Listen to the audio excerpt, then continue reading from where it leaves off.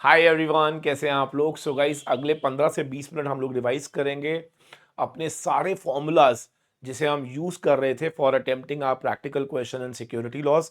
I am very sure last moment पे ये video आपके बहुत काम आने वाला है, बिकॉज 15 से 20 नंबर का आपको कल प्रैक्टिकल देखने को मिलने वाला है।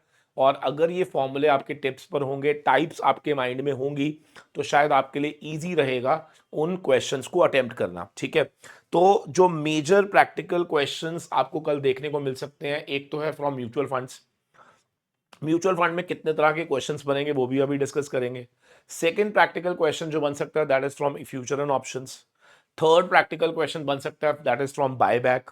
टेक ओवर से आपको एंटरप्राइज वैल्यू का क्वेश्चन प्रैक्टिकल में पूछा जा सकता है। आईसीडीआर से भी आपको price discovery method, book building process से प्राइस कैसे डिस्कवर किया जा सकता है उस पर प्रैक्टिकल क्वेश्चन बन सकता है। सो देयर आर टॉपिक्स जिस पर प्रैक्टिकल क्वेश्चन कल देखने को मिल सकते हैं आपको। तो आइए डिस्कस करते हैं वन बाय वन। सबसे पहले I am going to discuss all about mutual funds. आप सबको मालूम है कि म्यूचुअल फंड अगर आज मुझे इन्वेस्ट करना हो तो जिस वैल्यू पे आप इन्वेस्ट करते हो उसको हम नेट एसेट वैल्यू बोलते हैं, एनएवी बोलते हैं। और हो सकता है कि आपको स्ट्रेट क्वेश्चन 5 नंबर का देखने को मिले that how to calculate NAV of any scheme. तो किसी भी स्कीम की एनएवी कैसे निकाली जाती है, आप सबको याद होगा कि उस स्कीम के अंदर जितने भी एसेट्स होते हैं less all types of liabilities divide by number of units will give you क्या NAV of that particular scheme। yes, तो पहला जो फॉर्मूला हमारे सामने बनकर आ रहा है NAV का, that is asset minus liabilities divide by number of units, right? done। एक बारी जब NAV निकल आती है तो आप सबको मालूम होगा कि NAV पर कभी भी ना तो हम बाय करते हैं और ना ही रिडम्पशन होती है। The value at which the units are being purchased is called as public offered price। और आप सबको मालूम होगा कि public offered price generally NAV से ज्यादा होता है, और उसके ज्यादा होने की वजह ये एंट्री लोड होता है। सपोज करो कि आपका एनएवी है 20 रुपए, ठीक है, और क्वेश्चन में आपको एंट्री लोड दिया हुआ है 2%। याद रखना कई बच्चों को ये लिखना नहीं आता, 2% को हम डेसिमल में 0.02 लिखते हैं बेटा। 5% होगा तो 0.05। अब कई बार डेसिमल में ऐसे लिखा हुआ आ जाता है 8.5%।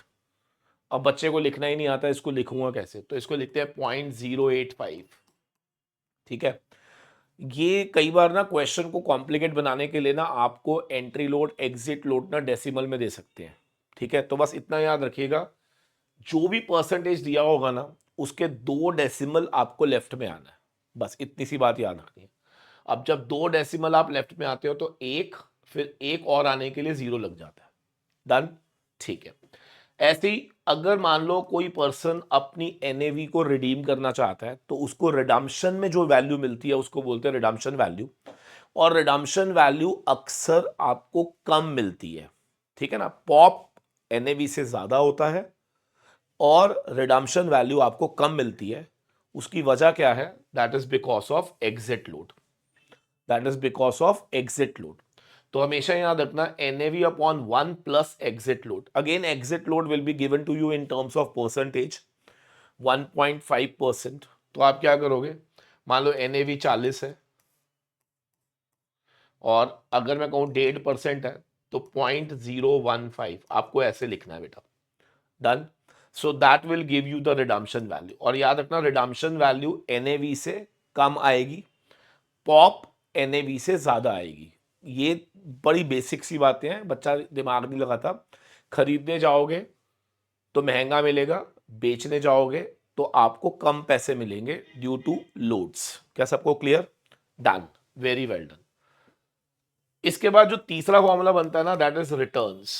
अब रिटर्न का मतलब क्या होता है, जैसे मान लो आपने शुरू शुरू में म्यूचुअल फंड में इन्वेस्टमेंट करा, आपने NAV 10 रुपये आपने लगाए थे, ठीक है, और एंड तक आते आते उसकी NAV वैल्यू हो गई 12 रुपये, तो आपको 2 रुपये का तो यही गेन हो गया। इसके अलावा अगर कुछ डिस्ट्रीब्यूशंस हुए हैं in the form of dividends या capital gains by the mutual fund companies, तो वो भी आपका क्या कहलाएगा, रिटर्न्स का पार्ट। फॉर्मूला क्या होता है, NAV 1 plus D1 plus capital gain minus NAV 0 upon NAV 0 into 100। बस ये फॉर्मूला आपने अप्लाई करना है टू कैलकुलेट रिटर्न्स। तो रिटर्न्स निकालने का बहुत सिंपल सा फॉर्मूला। तो 4 तरह के क्वेश्चंस मैंने आपको दिखा दिए। हो सकता है क्वेश्चन स्ट्रेट अवे आ जाए फाइंड एनएवी। हो सकता है क्वेश्चन में आपसे पूछा जाए एनएवी गिवन है पॉप निकालो, साथ में एंट्री लोड गिवन होगा। हो सकता है एनएवी गिवन है एग्जिट लोड गिवन है, आपसे रिडम्पशन वैल्यू आरवी पूछ लिया जाए। हो सकता है NAV beginning NAV and dividend capital gains आपको दे दिए जाए और आपसे पूछा जाए क्या होल्डिंग पीरियड रिटर्न निकालो या रिटर्न निकालो, एक ही बात है। ठीक है, ठीक है। इसके अलावा अगर आपको याद हो तो दो वेरी इंपॉर्टेंट क्वेश्चन आजकल, इस वाले क्वेश्चन बहुत ट्रेंड में चल रहा है एसआईपी वाला, और ये वाला क्वेश्चन भी बहुत इंपॉर्टेंट है, जिसके अंदर अगर आपको याद हो तो आपसे ये पूछा जाता था कि डिविडेंड और कैपिटल गेन्स, ऑप्शन 1 आप विड्रॉ कर सकते हो, ऑप्शन 2 आप उसको री इन्वेस्ट कर सकते हो। याद आ रहा है? तो उसमें आपसे पूछा जाता था कि बताओ कौन सा वाला चॉइस बेटर रहेगा, क्या हमें विड्रॉ कर लेना चाहिए या फिर हमें री इन्वेस्ट कर लेना चाहिए। तो ये वाला क्वेश्चन मैंने बहुत बार क्लास में कराया, रिवीजन में कराया, रिवीजन में भी 2-3 बार करवाया। तो आपके पास वो क्वेश्चन होगा। प्लीज़ मेक श्योर कि इसको ज़रूर अटेम्प्ट करके जाइएगा कि इसके अंदर स्टेप 1 पूरा प्रोसेस बनेगा कि सपोज अगर हम विड्रॉ कर लें तो फिर ऐसे में हम लोगों का टोटल रिटर्न क्या होगा, और अगर हम उस पैसे को विड्रॉ ना करके री इन्वेस्ट कर दें उस समय के एनएवी के बेसिस पर, तो वहां पर हम लोगों का रिटर्न क्या होगा, और जहां रिटर्न ज़्यादा आएगा उसे अपन चूज कर लेंगे। ठीक है ना? तो वो क्वेश्चन आपको जरूर देख के जाना है। एसआईपी का कॉन्सेप्ट आजकल बहुत ज़्यादा ट्रेंड में है। ज़्यादातर जितने भी प्रोफेशनल इंस्टीट्यूट्स हैं आजकल एसआईपी बेस्ड क्वेश्चंस पेपर में दे रहे हैं। अब एसआईपी में क्या होता है कि सपोज करो एक आदमी ना फिक्स्ड अमाउंट ऑफ इन्वेस्टमेंट कर रहा है हर महीने, ठीक है, और एनएवी बार बार चेंज हो रही है। अब जब एनएवी बार बार चेंज हो रही है तो one thing is very sure कि उसके पास जो नंबर ऑफ यूनिट्स आएंगी वो भी बार बार क्या होती जाएंगी, चेंज होती जाएंगी। तो फिर ऐसे में हम क्या करते हैं, every month we will calculate the total number of units, total number of units जो उसके अकाउंट में क्रेडिट हो रही हैं, और उसका एक फॉर्मूला होता था। एसआईपी वाला क्वेश्चन मैं आपको एक बार चेक करवा देता हूँ बिकॉज आई वांट कि आप उस क्वेश्चन को एक बार देख लीजिए। ठीक है, या मैं क्रिएट भी कर सकता हूँ। इधर देखो मैं आपको तरीका बताता हूँ इसके अंदर कैसे हम बना सकते हैं। इधर देखेंगे जरा सारे, सपोज करो कि एक आदमी 10,000 रुपीज इन्वेस्ट कर रहा है लेट्स से फॉर 3 मंथ्स। ठीक है, और मंथ 1 में जब उसने इन्वेस्ट करा तो उसकी जो एनएवी थी वो 10 रुपये थी, मंथ 2 में एनएवी 12 है, और मंथ 3 में एनएवी जो है वो 15 है। ठीक है, तो आपसे पूछा जाता था कि बताओ उसके अकाउंट में टोटल कितनी यूनिट्स क्रेडिट होंगी। तो दैट इज़ वेरी सिंपल। सी, क्योंकि आप अमाउंट ऑफ इन्वेस्टमेंट तो आपका फिक्स ही है, डिवाइड बाय फर्स्ट मंथ की एनएवी, तो यानी कि पहले मंथ में आपके पास 1000 यूनिट आ जाएंगी, डिवाइड बाय 12, दूसरे मंथ में इतनी यूनिट्स आ जाएंगी, डिवाइड बाय 15, तीसरे मंथ में इतनी यूनिट्स आ जाएंगी। तो यानी कि सबसे पहले आपको फाइंड आउट करना होगा कि हर महीने आपके अकाउंट में कितनी यूनिट्स क्रेडिट हो जाएंगी। अब सपोज करो कि यहाँ पे टोटल नंबर ऑफ यूनिट्स जो आपके अकाउंट में क्रेडिट हुई हैं, मैं अज्यूम कर रहा हूँ आपने कैलकुलेट कर लिया, मान लो वो आ गई 2785। ठीक है, 2785 यूनिट्स आपके अकाउंट में क्रेडिट हो जाती है।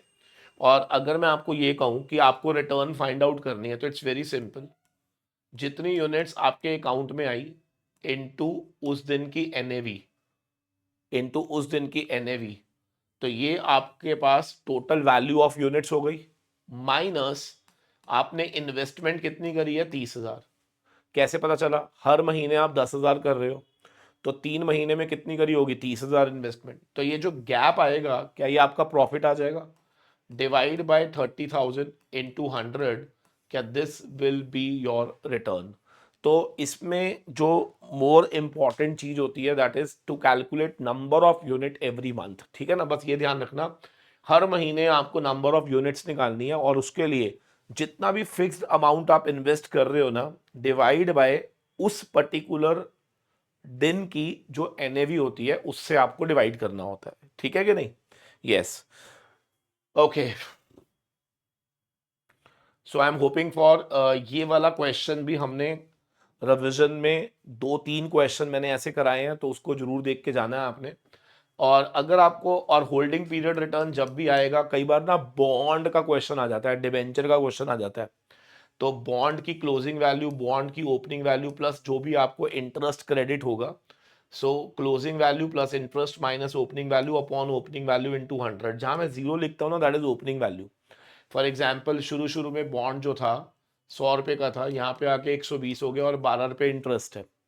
तो अगर मैं आपसे पूछूं कि ये B1 हो जाएगा, ये इंटरेस्ट हो जाएगा, ये B0 हो जाएगा, तो 120 plus 12 minus 100 upon 100 into 100, something like this अगर आप करोगे तो you will get holding period return in case of mutual fund, and that's it. तो म्यूचुअल फंड में जो क्वेश्चंस बनते हैं एक बार फटाफट से देखेंगे। पहला क्वेश्चन बनेगा एनएवी कैसे निकलता है, पॉप कैसे निकलता है, आरएवी कैसे निकलता है, आरवी सॉरी, फिर रिटर्न कैसे निकलता है, होल्डिंग पीरियड रिटर्न, और उसके बाद एक क्वेश्चन कंपैरिजन वाला था, और एक क्वेश्चन आपको हो सकता है कि एसआईपी बेस्ड पर भी आ जाता है, जिसमें आपको वो बता देगा कि भैया ये सारे प्राइजेज हैं और ये अमाउंट ऑफ इन्वेस्टमेंट्स हैं, तो आप हर महीने की नंबर ऑफ यूनिट्स कैलकुलेट करके टोटल यूनिट्स निकाल लीजिए। जो भी टोटल नंबर ऑफ यूनिट्स आएंगे इनटू उस समय की एनएवी करोगे, तो क्या टोटल वैल्यू ऑफ इन्वेस्टमेंट आ जाएगी, माइनस जितना आपने इन्वेस्ट करा, divide by investment into 100, that will give you returns. ठीक है, चलो बहुत बढ़िया सर। इसके बाद हम लोगों ने ना जो नेक्स्ट चैप्टर आप लोगों ने याद होगा, एंटरप्राइज वैल्यू पे बहुत बार क्वेश्चन पेपर में आया हुआ है, ठीक है ना, सैस्ट में से। और एंटरप्राइज वैल्यू कैसे निकाली जाती है, तो सबसे पहले तो हमें मार्केट वैल्यू ऑफ इक्विटी निकालना होता है, याद करो। मार्केट वैल्यू ऑफ इक्विटी के लिए ना आपको हमेशा क्वेश्चन के अंदर जनरली ऐसे दिया होगा कि एक बैलेंस शीट दी होगी, और यहाँ पर आपको equity with 100 rupees capital 20 lakh, और यहाँ पे लिखा होगा मार्केट वैल्यू 45 रुपये। तो आपको पहले दिस डिवाइड बाय दिस, या 145 रुपये, दिस अपॉन दिस करेंगे, नंबर ऑफ शेयर्स आएगा, इनटू 145 करेंगे, तो क्या मार्केट वैल्यूएशन आ जाएगी फॉर द इक्विटी शेयर।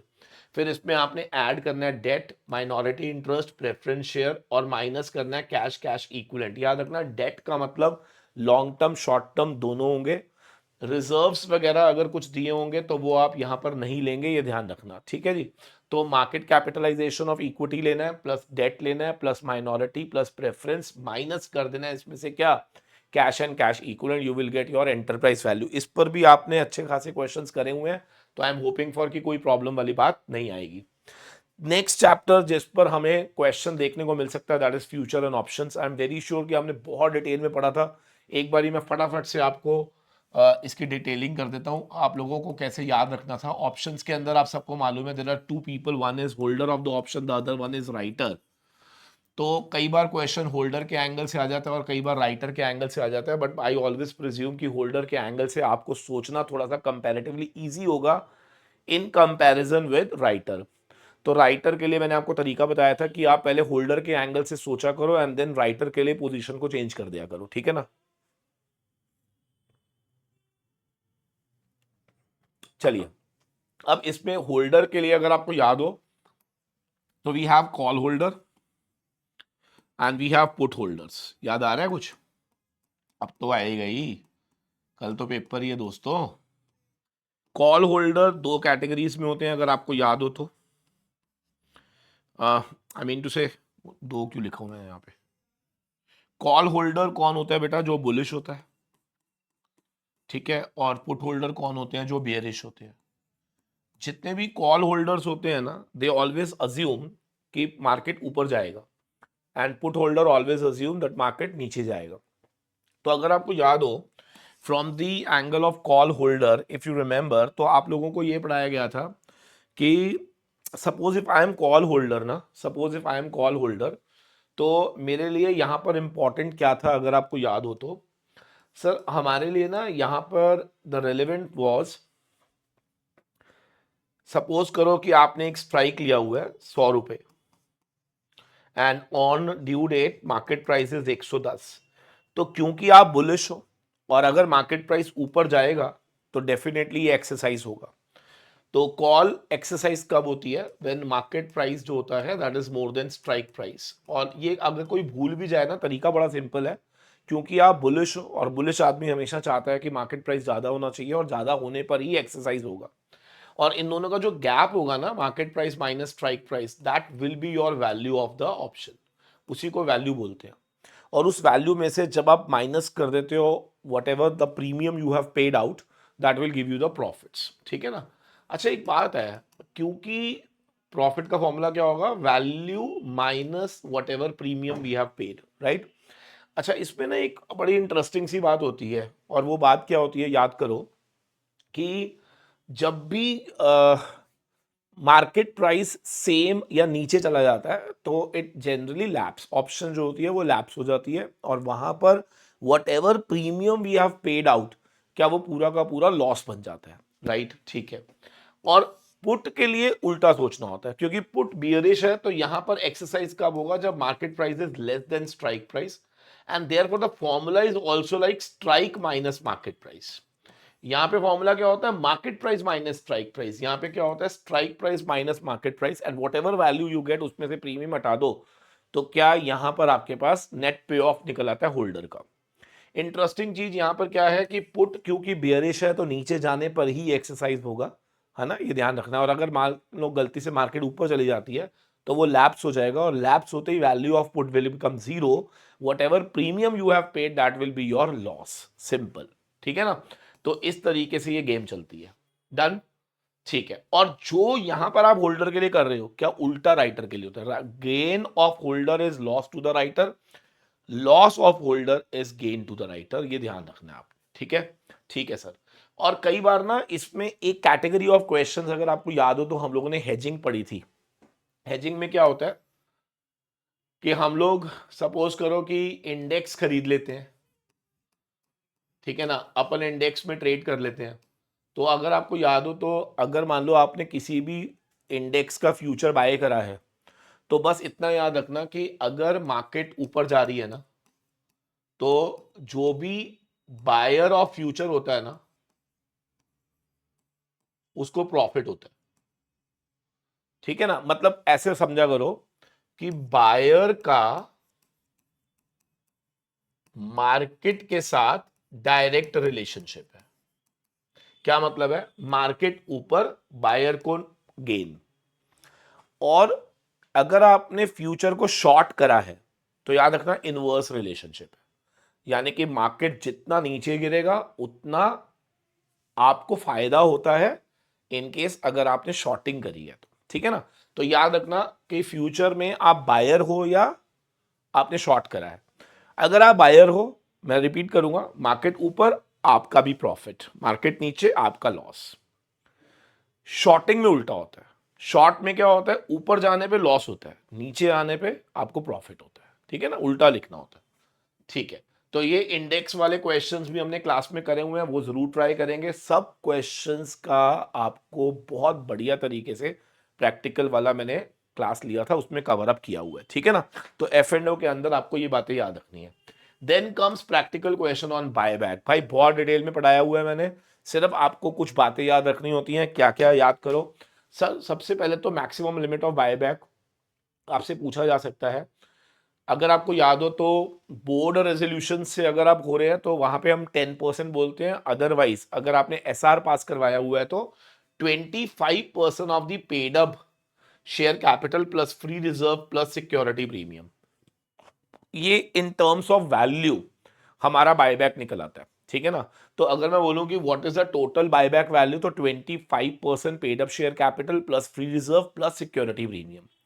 लेकिन अगर मैं आपसे पूछूं नंबर ऑफ इक्विटी शेयर्स निकालने हैं जिसको हम बायबैक कर सकते हैं, तो याद करो उसके लिए हम 25% of number of equity share लेते हैं। वहां पे कुछ भी चीज नहीं आती साथ में। ठीक है ना?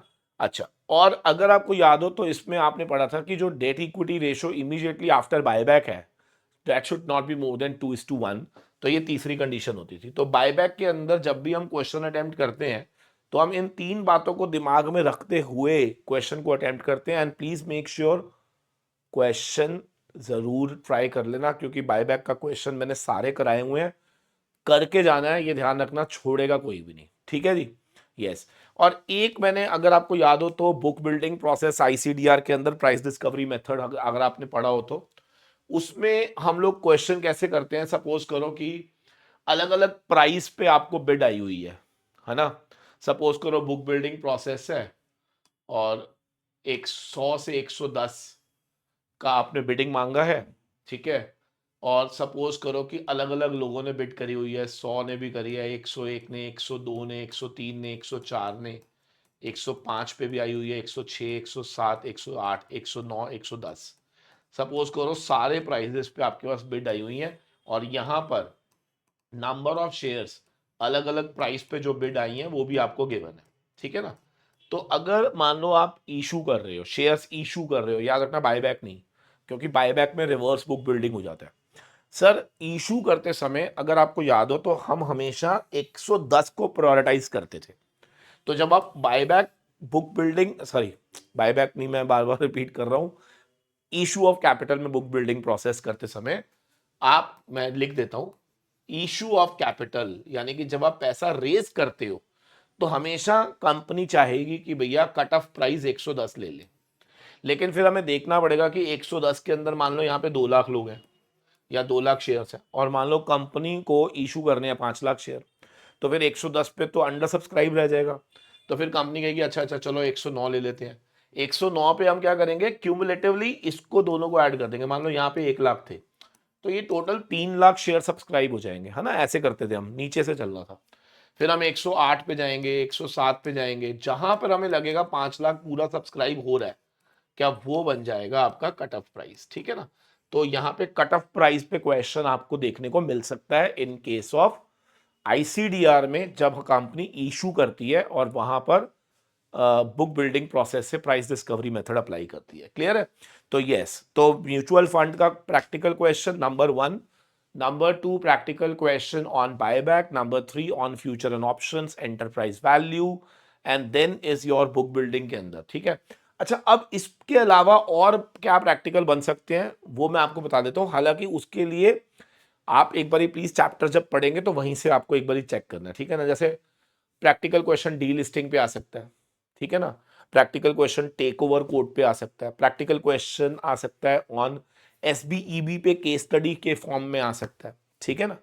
तो मैं आपको बता दूं कि practical question can be in any form, तो डोंट टेक इट लाइटली। एक बच्चे ने मुझे व्हाट्सएप करके पूछा था कि सर क्या मैं प्रैक्टिकल छोड़कर जा सकता हूं, इसीलिए मुझको ये वीडियो बनाना पड़ा कि यार इतना इजी सिंपल मार्क्स अगर आपने गिव अप कर दिए ना तो फिर बड़ा मुश्किल हो जाएगा आपके लिए स्कोर करना, ठीक है ना। तो जो चीज आसान है उसको तो छोड़ना ही नहीं है, उसको तो पकड़ लो। इसमें से आपने पूरा जोर लगाना है कि अगर 20 नंबर का आया तो 19 ना आए भाई, 20 में से 20 आने चाहिए। 15 का आया तो 15 में से 15 आने चाहिए, ठीक है ना। तो कुछ इस तरीके से आपने ये पार्ट कवर करके जाना है, क्योंकि इसमें मार्क्स कटते ही नहीं है। अगर आपने ठीक से करा है तो आपको पूरे में से पूरे नंबर मिलते हैं, ठीक है ना। चलो थैंक यू वेरी मच, और वीडियोस भी आने वाली हैं, ठीक है। Bye bye.